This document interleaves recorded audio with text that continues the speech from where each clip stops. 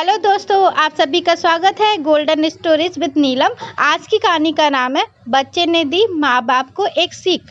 किसी गांव में एक बूढ़ा व्यक्ति अपने बेटे और बहू के साथ रहता था। परिवार सुखी संपन्न था, किसी तरह की कोई परेशानी नहीं थी। बूढ़ा बाप जो किसी समय अच्छा खासा नौजवान था, आज बुढ़ापे से हार गया था। चलते समय लड़खड़ाता था, लाठी की जरूरत पड़ने लगी। चेहरा झुर्रियों से बस अपना जीवन किसी तरह व्यतीत कर रहा था। घर में एक चीज अच्छी थी कि शाम को खाना खाते समय पूरा परिवार एक साथ टेबल पर बैठकर खाना खाता था।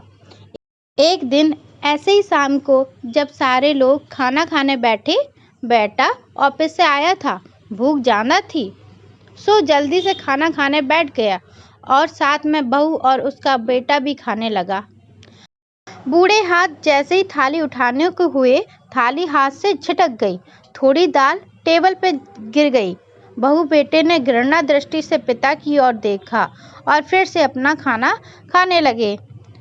बूढ़े पिता ने जैसे ही अपने हिलते हाथों से खाना खाना शुरू किया तो खाना कभी कपड़ों पे गिरता, कभी जमीन पर।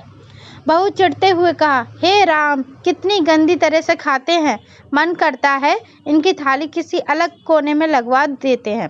बेटे ने भी ऐसे सिर हिलाया जैसे पत्नी की बात से सहमत हो। उनका बेटा यह सब मासूमियत से देख रहा था।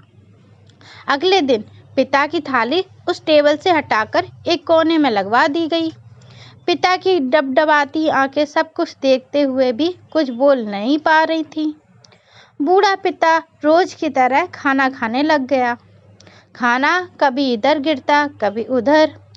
छोटा बच्चा अपना खाना छोड़कर लगातार अपने दादा की तरफ देख रहा था।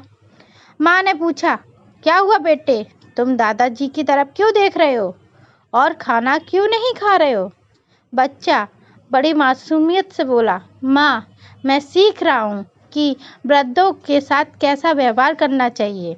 जब मैं बड़ा हो जाऊंगा और आप लोग बूढ़े हो जाओगे तो मैं भी आपको इसी तरह कोने में खाना खिलाया करूंगा। बच्चे के मुंह से ऐसा सुनते ही बेटे और बहू दोनों कांप उठे। शायद बच्चे की बात उनके मन में बैठ गई थी, क्योंकि बच्चा ने मासूमियत के साथ एक बहुत बड़ा सबक दोनों को दिया था।